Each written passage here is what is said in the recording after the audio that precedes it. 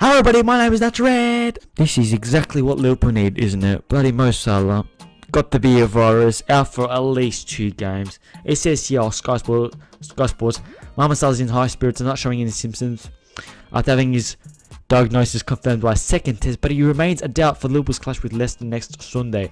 Well, it says, I don't know if it's the same with players, it's 2 weeks, isn't it? So he's going to miss the Leicester game, and then we've got Atalanta midweek, and then we've got a Premier League game in the weekend after. He's going to miss 2 games. It's all we need, honestly. This Don's brother had a wedding. And you know what? It was like if once you hear the first 3 notes of Wimes here, you're going to go, you're going to take that mask off. You're going to get onto the dance floor and you're going to shake that boogie out and about. Had his brother's wedding.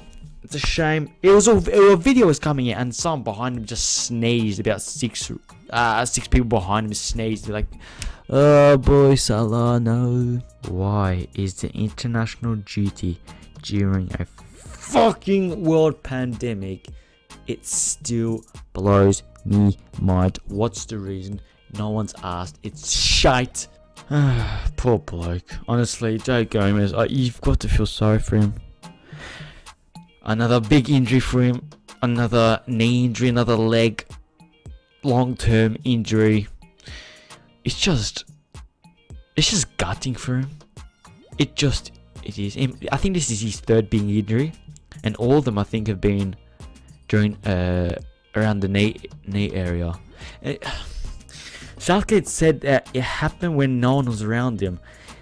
I don't know to trust that. I don't know. He might Southgate might be telling the truth. He might be just doing laps, for example, cooling down or warming up, either them 2 running laps. But to have no one around him for lots of meters and then to hear him in pain, I don't think it was a running injury. You're not running on bloody, you're not running next to the park of Anfield and Goodison Park. You're not running at Stanley Park, right? In those dodgy potholes, for example. You're not doing that, are you? You're running on what? What's it called? It's not St James Park. Whatever that's called. The England camp, England's training facilities, whatever. You're not at Stanley Park. You're at proper surface. I find it hard to believe that no one was around him at the time. And you know what? If it wasn't an accident, tell us. But they might be hiding something. And I hope everyone's alright. Jeez, Joe Gomez, him, Virgil, our 2 main centre halves, out for the whole season. Well, I heard news came out the other day. He might be able to return before the season ends. But him and Virgil both out. Matip basically being, one of the most injury-prone players in the Premier League. Fabinho was out for a month with a hamstring. It's just like, what are we going to do? And then Jurgen says, like, alright, are we going to buy someone in January? Probably. Alaba's got like a release clause maybe once out of Bayern München. Upamecano, he's got massive potential as well. I looked at a Schalke lad. I looked at a Brazilian lad, I think. I heard something about a South American, must have been Colombian.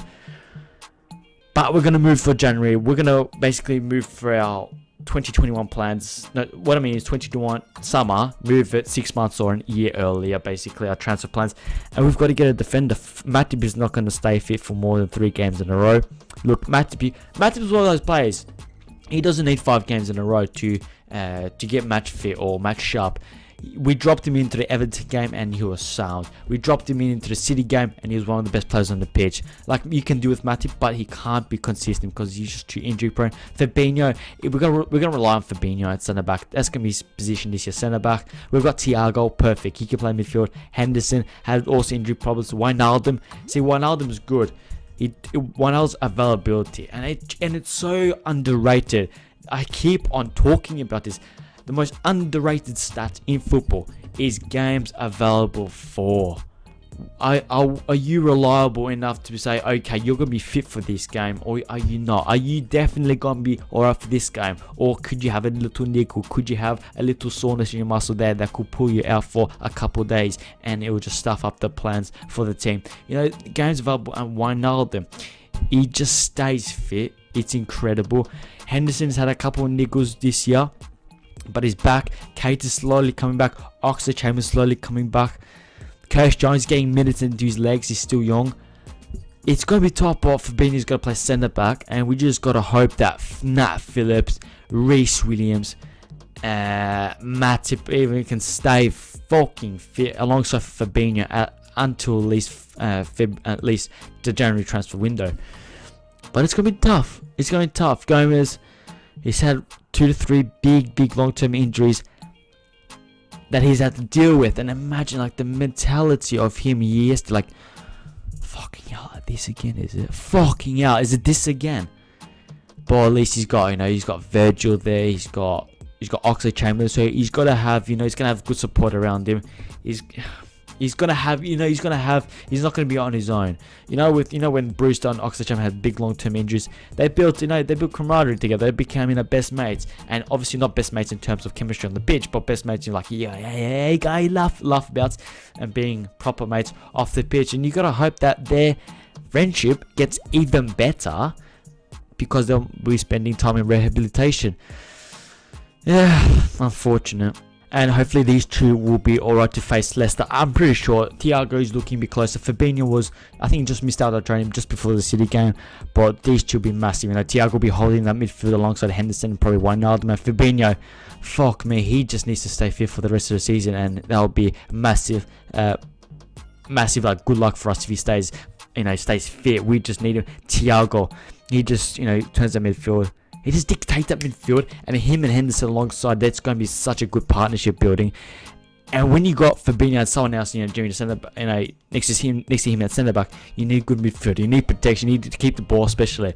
If you can't, that's what Pep's sort of system is. You keep the ball because if you keep the ball, the other team can't score. It's that type of mentality. So you keep the ball. Thiago, Henderson, Wijnaldum, beautiful ball retention, all three of them. It's going to be massive for them. Hopefully they can get fit as fast as possible. Alright, let's go away from Liverpool now. But this is sad. The Gunnosaurus, this is quite sad, isn't it? This is Gunnosaurus. Tough for some clarity and closure. My dad loyally, can't even speak, served Arsenal in the much loved role of Gunnosaurus. His alter ego for 27 years, voluntary for the first 14. That is incredible. 14 years without getting, without not getting paid. That's when you care. And the way Arsenal treated him, it's utter garbage. Helping to create a character mascot that is hugely recognised across the world of football and beyond. In response to the pandemic, Arsenal obviously decided they would include the role of Gunnosaurus as part of their cost-cutting redundancy exercise. Oh boy. Owing to the lack of match days and community opportunities, understandably so, as it wasn't a full-time role anymore, but Gunnar wasn't about to become extinct, just simply lose his familiar heart and soul.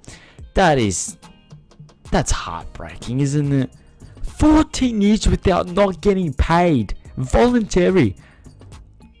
I can't believe it.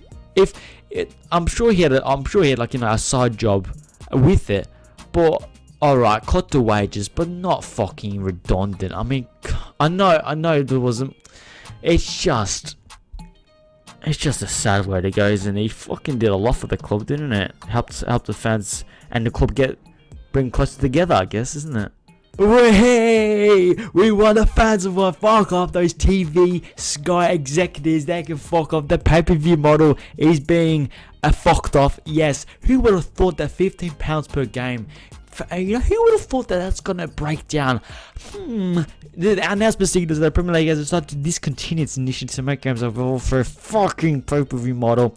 Big games, and thank fuck that's gone. I live in Australia, so I am so fortunate to, who would have thought, living in another country, you, spend less. It's incredible. I pay roughly, I'm trying to think in terms of English pounds, I pay roughly, £100 a year for all Premier League games, Champions League games, other sports and other leagues. That's good value, and you have to pay £15 per one game. What utter garbage that was. And they can fuck off. Fans fucking win again. Go on, boys. Well in. I just saw now, Liverpool set to play 4 games in 10 days after the international break. Leicester 22nd November at home, Atalanta 25th at home, Brighton away, Ajax the 1st.